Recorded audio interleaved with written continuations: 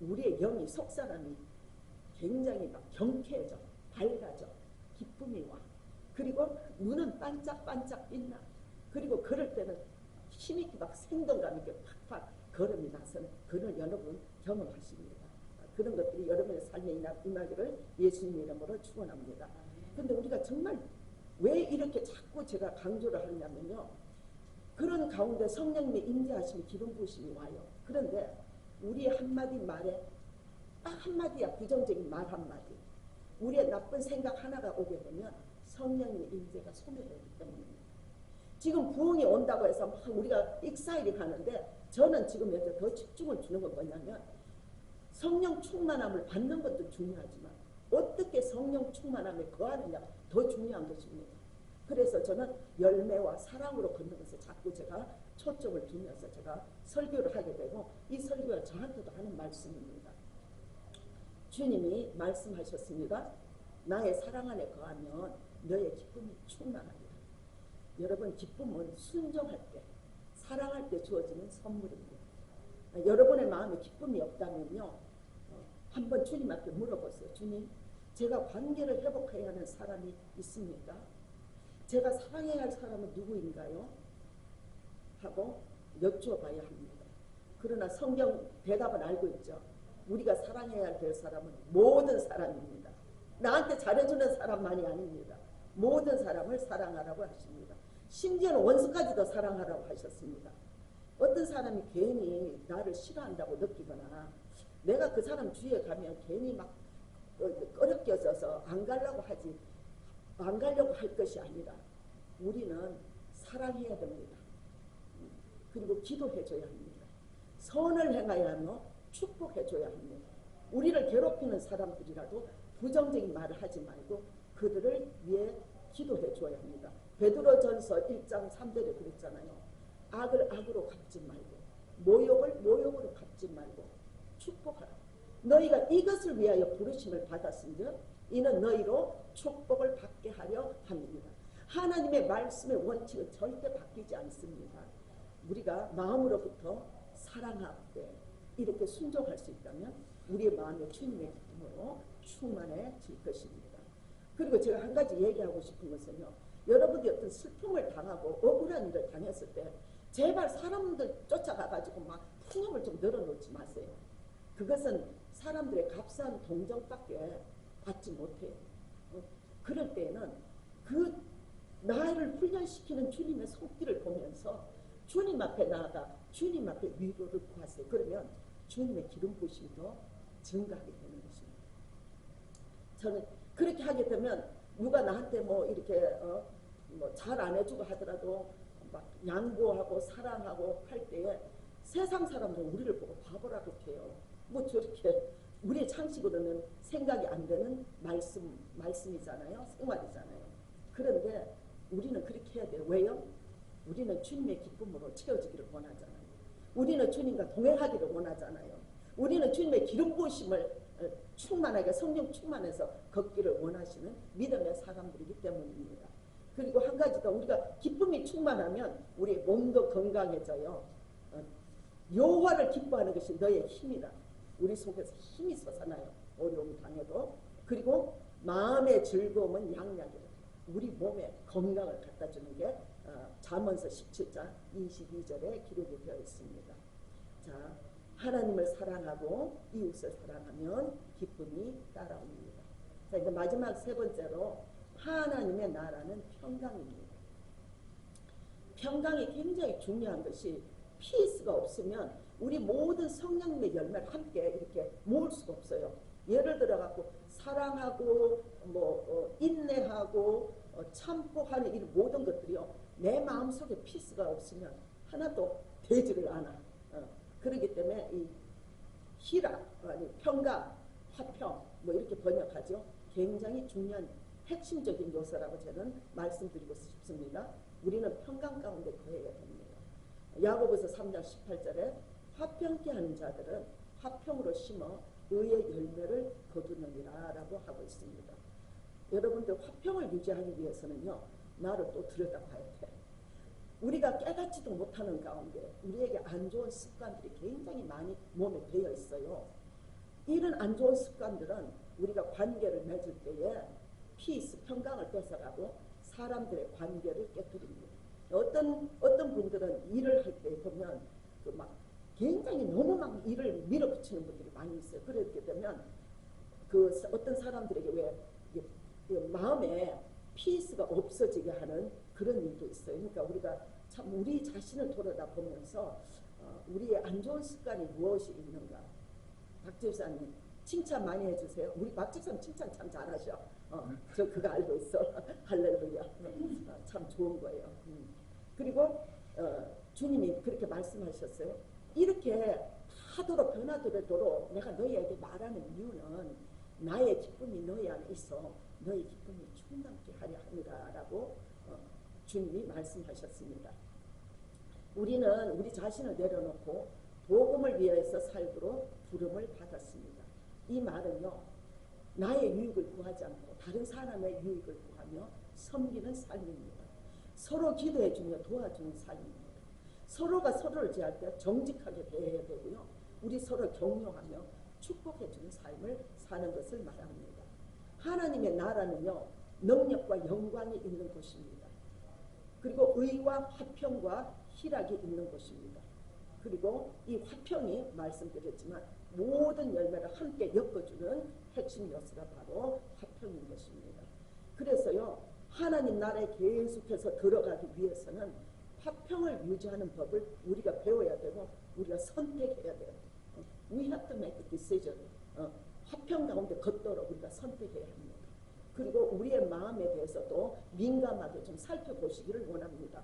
화가 나고 있는지, 판단하고 있는지, 비판적인지, 아니면 내 마음에 두려움이나 염려하는 것들이 있는 건지 한번 이렇게 체크를 해봐야 하는 것입니다. 사실 두려움이나 염려하는 거 죄입니다. 하나님한테 믿음과 반대되는 덕목인데 그래서 죄가 됩니다. 내 마음의 반응에 민감하며 우리가 항상 화평 가운데 walk in peace 하도록 we have to make a choice. 우리가 선택을 하는 것입니다. 그것이 바로 잘하는 것입니다. 우리가 사랑하며 화평하는 가운데 걷는 것이 오늘 본문의 하나님 나라이고요. 그죠? 하나님 나라라고 했고 우리가 계속해서 그렇게 성장해 가면 우리가 하나님 나라에 계속 들어가게 되고 하나님의 능력과 영광을 우리가 경험하게 된다는 것입니다. 하나님의 사랑이 하나님의 영광이라고 제가 또 설교하면서 제가 말씀드렸습니다.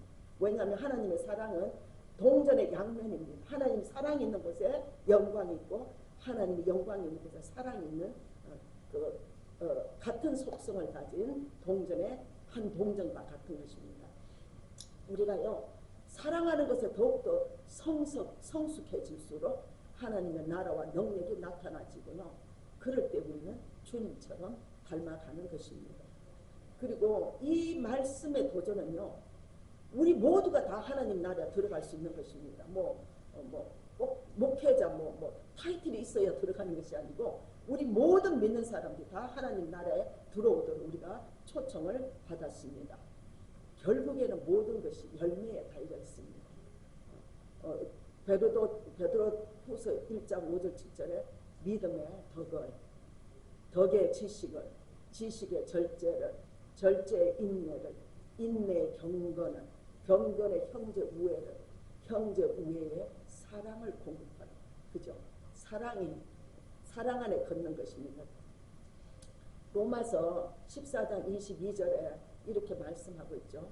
제가 잠시 언급을 했지만 제자들의 마음을 굳게 하여 이 믿음에 거하라 권하고 또 우리가 하나님 나라 들어가려면 많은 환난을 겪어야 할 것이라고 제가 말했습니다. 이 말씀은 우리가 죽어서 천국에 들어간다는 말씀이 아닙니다. 천국에 들어가려면 환난을 거치지 않고 그냥 죽으면 천국에 가요. 근데 그때에 환난을 거치라고 말할 필요가 없는 것이죠. 이것은 뭐냐면 이 환난은 내 자아가 죽는 환난인 것입니다. 우리의 육이, 나의 이 육이, 내 자아가 십자가에 못 박힐 때 받는 그 고통이 바로 환난이라는 것을 의미합니다. 하나님은요 정말 능력의 하나님이십니다. 우리가 하나님 도움이 없이는 킹덤 오브 갓, 하나님의 영역에 들어가서 하나님 뜻을 이루지 못할 것을 아시고 우리의 삶 가운데 많은 문제들을 보내세요. 재정의 문제, 건강의 문제, 그리고 관계의 문제, 이런 것들을 많이 보내시거든요. 이런 것들은 우리 속에 어떤 것들이 있는가, 우리의 마음에 더러운 것들, 문제들을 폭로시키는 것입니다. 그런 것들이 폭로될 때에 좌절하지 마세요. 어떤 분들은 나 어떡하지? 하나님 어떻게, 나 어쩔 수 없나 봐요. 막 하고 막 포기하려는 그런 분들이 있는데, 그럴 때 우리는 그런 좌절에 들어가는 것이 아니고, 주님 나를 깨끗하게 하여 주옵소서 하고 회개하며 기도하면 되는 것입니다. 그리고 하나님께서요, 이렇게 우리에게 어려움을 주시는 것은 우리를 망하게 하려고 하시는 것이 아닙니다. 하나님 나라의 영역으로 들어가도록 우리를 떠미시는 것이에요. 할렐루야. 그래서 베드로전서 5장 9절 10절에 보니까 너희는 믿음을 굳게 하여 저를 대적하라, 마귀를 대적하라. 이 세상에 있는 너희 형제들도 동일한 고난을 당하는 줄 아니라 그랬어요. 우리뿐만 아니에요. 주님을 사랑하고 따라가고자 하는 모든 사람들이, 이 소명을 품는 모든 사람들이 다 고난을 당한다고 합니다. 10절에 모든 은혜의 하나님도 그리스도 안에서 너희를 부르사 자기의 영원한 영광에 들어가십니다. 잠깐 고난을 받은 너희를 친히 온전케 하시며 굳게 하시며 강하게 하시며 털을 견고케 하시리라. 결국에는 우리를 강하게 만들어서 우리를 사용하신다는 말씀이시고요. 욥기 23장 10절에 그렇게 말씀하셨습니다. 그가 나를 단련하신 후에는 정금과 같이 나오리라. 그리고 지금 현재 있잖아요. 내가 이런 말씀들을 들을 때 굉장히 챌린지가 와요. 그리고 나도 빨리 변화되어야 되겠다. 나도 주님을 따라가야지. 시간이 없어 하고 막 이렇게 와서 내가 도전이 될 때, 이거는 성령의 불이 온 거예요. 그것이 바로 우리를 태우는 거예요.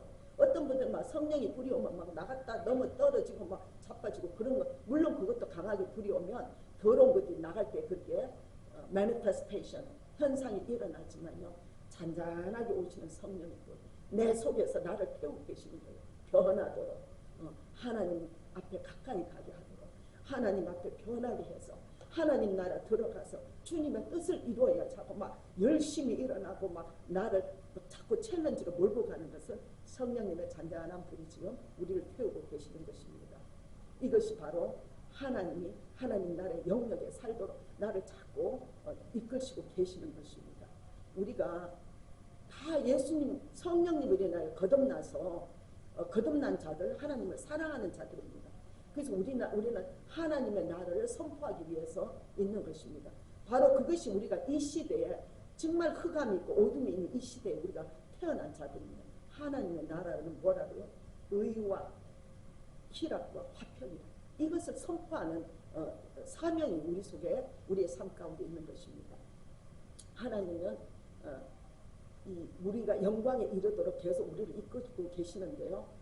다시 한번 제가 간단하게 요약하자면, 이기적인 삶에서 벗어나야 됩니다.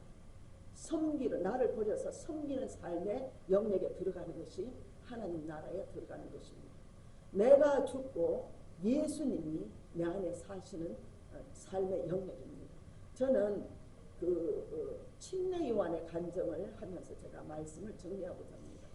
침례 요한이 와서 요단강에서 회개하라, 천국에 가까운 데라 하고 막 진짜 말씀을 선포하잖아요. 그러니까 침례 요한이 훈련을 받은 사람이라 말을 하면 침례 요한이 말이 안 나가고 누가 나간다고요? 예수님의 음성이 나가. 그러니까 막 사람들이 막 너무나 은혜를 받아가지고 막 몰려가지고 막 수많은 사람들이 침례 요한을 따라다녔어요. 근데 예수님이 이제 또 나타나셨어. 바톤을 이어갔잖아요. 그 예수님이 와가지고 이제 침례 요한이 그래요. 내 뒤에 오실 분은 나는 물론 침례 주지만 그는 성령으로 침례를 준다고 막 너무나 어마어마한 말씀을 선포하니까 사람들이 이제 다 어디로 가요? 예수님께로 따라가. 근데 제자가 둘이가 와요. 와서 선생이요. 저기 많은 사람들이 다 저기 선생님이 얘기하는 예수님을 가고 있어요 하고 말을 해요. 이 제자 둘이가 침례 요한을 위하는 것 같지만 사실은 마음에 불만과 질투가 생긴 거예요. 자기네가 지금 막 좀 인정을 받고 말이에요. 큰 사역을 해야 되는데 예수님께로 가잖아요. 그러니까 이제 침례 요한이 훈련을 안 받았다면 침례 요한도 여기에 시험에 빠질 수 있었어요. 근데 침례 요한은 예수님만 계시니까 불평, 질투 아무것도 없어. 침례 요한이 뭔지 알았어요? 나는 쇠하여야겠고 그는 흥하여야 한다. 나는 죽어야겠고 예수님은 일어나야 된다. 그분이 메시아시다. 그리고 나는 신랑의 친구다. 주인공은 신랑이다. 신랑이 와가지고 많은 사람들이 신부가 모이니까 나는 그것만 봐도 나는 기쁘다. 이러한 침례 요한의 마음을 품는 자들이 우리가 되어야 되겠습니다. 그래서요, 이제 현재 우리가 교회로서 부르심을 받은 소명은 우리 모두가 하나님 나라 킹덤 오브 갓으로 자꾸 들어가기 위해서 성장해야 됩니다. 성령님의 불을 환영하세요. 자꾸 태우세요. 나를 태우세요, 제발. 그리고 나서 하나님의 지금 오늘 이 부흥의 불길에 오늘 하나님의 능력과 권능을 받아서 제발 가난한 자에게 복음을 전파하시고 병든 자 좀 고치시고 귀신 쫓아내고 네? 그리고 갇혀있는 자 해방시키고 우울증 정신병자 얼마나 많습니까? 힐링을 가져오는 여러분의 능력의 도구가 되기를 예수님의 이름으로 축원합니다. 아멘. 잠시 기도.